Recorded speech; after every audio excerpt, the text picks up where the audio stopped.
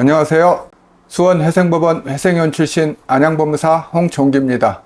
오늘은 개인회생 절차에서 중요한 단계 중 하나인 보정공고와 그 중에서도 특히 중요한 통장 내역 정리에 대해 자세히 설명드리겠습니다. 개인회생을 준비 중이신 분들께서는 꼭 시청해 주시길 바랍니다. 개인회생 절차를 진행하다 보면 대부분의 경우 법원으로부터 보정공고를 받게 됩니다.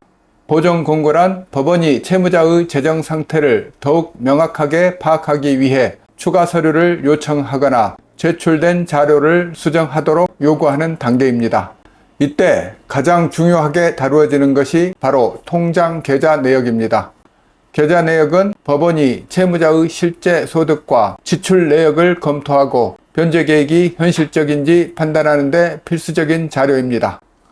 법원은 채무자의 계좌 내역을 통해 현금 인출 등 자산 은닉 혐의가 있는지 또는 소명할 수 없는 지출이 있는지 확인합니다. 따라서 개인회생에서는 정확한 계좌 내역 제출과 함께 채무자의 명확한 소명이 무엇보다 중요합니다. 계좌 내역은 언제부터 언제까지 제출해야 할까요?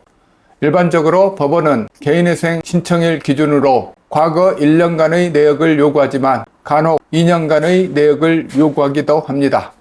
중요한 점은 하나의 통장만이 아닌 본인의 이름으로 된 모든 활동성 계좌의 내역을 제출해야 한다는 것입니다. 일부 계좌를 제외하고 제출하려는 경우 오히려 불리하게 작용할 수 있으니 주의가 필요합니다. 모든 계좌 내역을 빠짐없이 제출해야 법원의 신뢰를 얻고 절차를 원활하게 진행할 수 있습니다. 계좌 내역을 제출할 때 특히 신경 써야 하고 자주 문제가 되는 부분을 살펴보겠습니다.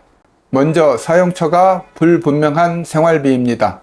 생활비 명목으로 큰 금액을 자주 타인에게 이체하거나 현금으로 인출했지만 그 사용처가 명확하지 않다면 법원에서 이를 문제 삼을 수 있습니다. 예를 들어 매달 현금 인출 후 사용 내역을 밝히지 못하면 법원은 이 돈의 사용처에 대해 의심할 수 있습니다. 다음으로 개인 채권자에 대한 편파 변제입니다. 일부 채권자에게만 채무를 갚아 다른 채권자들이 평등을 해치는 변제는 문제가 될 수 있습니다.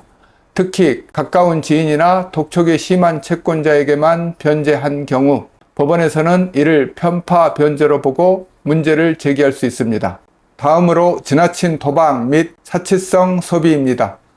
채무가 있음에도 불구하고 상습적인 도박이나 사치성 소비, 지나치게 많은 게임 관련 지출 역시 법원이 문제 삼을 수 있는 요소입니다.